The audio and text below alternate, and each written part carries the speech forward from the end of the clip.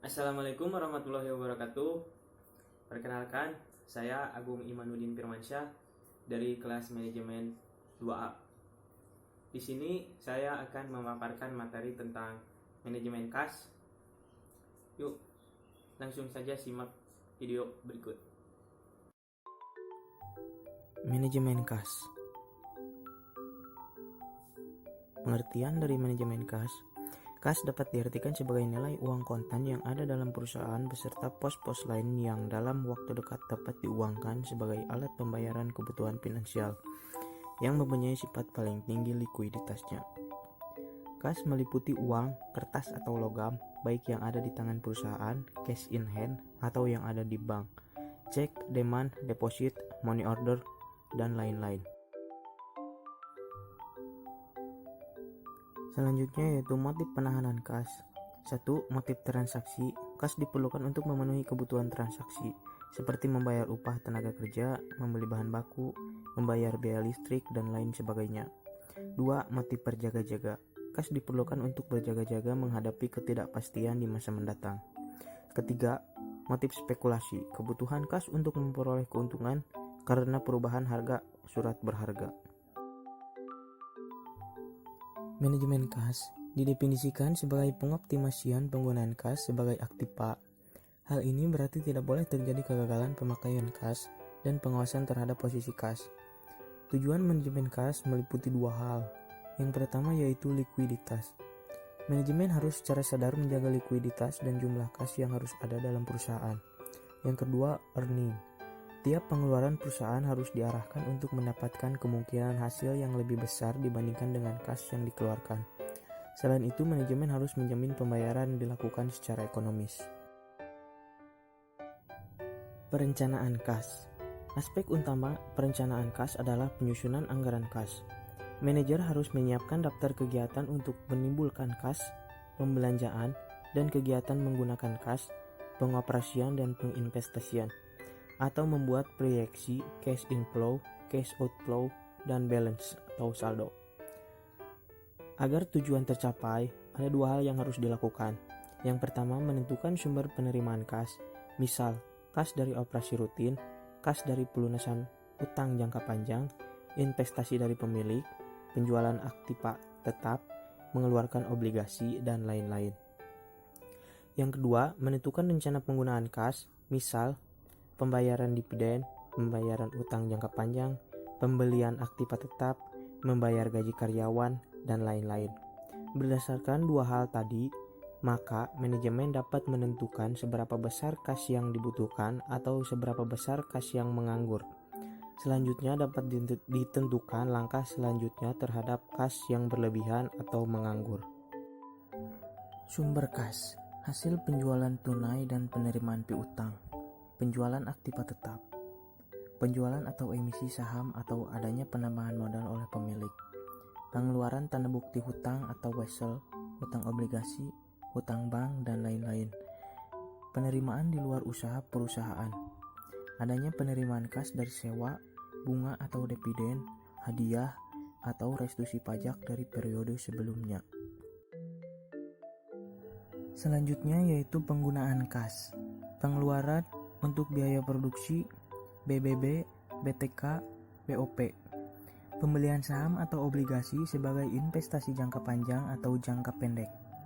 Pembelian aktiva tetap, pembelian kembali saham yang beredar, pengambilan kas dari perusahaan oleh pemilik, pembayaran hutang jangka pendek atau jangka panjang, pembayaran sewa, bunga, pajak, dan lain-lain, pembelian barang dagangan dengan tunai, pembayaran biaya operasi perusahaan seperti pembayaran gaji, pembelian suplai kantor, biaya iklan, dan lain-lain, pengeluaran kas untuk membayar dividen.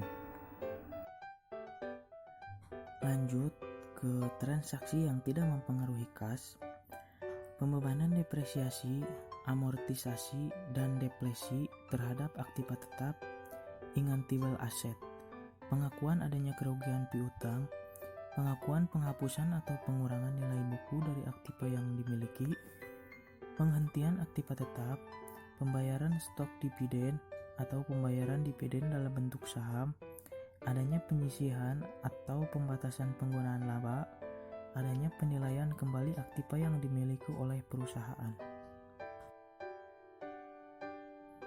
Yang mempercepat pemasukan kas. Pertama, penjualan kas.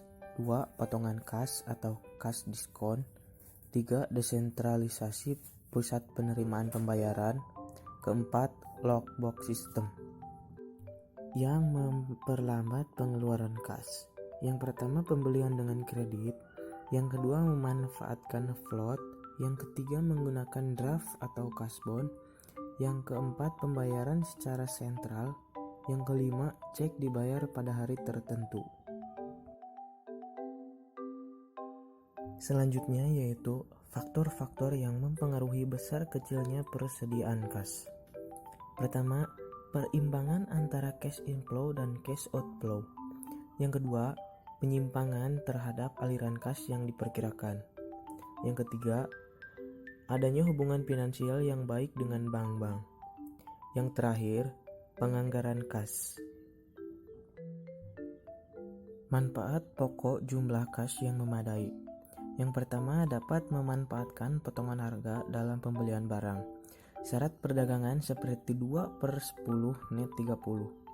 Yang kedua, dalam analisa kredit current ratio dan acid test ratio merupakan tolak ukur yang pokok.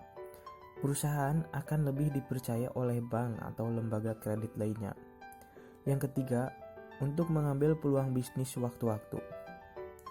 Untuk menanggulangi keadaan darurat seperti pemogokan, kebakaran, kekeringan, atau serangan dari pesaing melalui program kampanye pemasaran. Safety level of cash balance. Saldo kas minimum yang perlu dimiliki oleh perusahaan untuk melindungi perusahaan dari resiko kesalahan-kesalahan saldo kas. Safety level of cash balance sebaiknya ditetapkan untuk periode normal dan periode puncak. Periode puncak adalah periode di mana kebutuhan akan kas memuncak. Rumus dari safety level of cash balance yaitu jumlah hari yang diinginkan dikali rata-rata harian pengeluaran kas. Kas minimum. Contoh pertama, perusahaan Gatot Kaca menetapkan bahwa safety level of cash harus cukup untuk menutup pengeluaran selama 7 hari. Pengeluaran kas rata-rata sehari berjumlah 600.000. Jadi, safety level of cash balance 7 kali 600.000 sama dengan jadi 4.200.000. Contoh yang kedua, selama 3 hari puncak, dalam bulan Agustus, pengeluaran kas perusahaan Gatot Kaca berturut-turut berjumlah yaitu 750.000, 800.000, dan 850.000. Rata-rata pengeluaran kas yaitu 800.000. Bila mana jumlah hari yang diinginkan pada periode puncak adalah 5 hari, maka safety level of cash balance pada periode puncak perusahaan Gatot Kaca adalah 5 dikali 800.000, yaitu berjumlah 4 juta rupiah.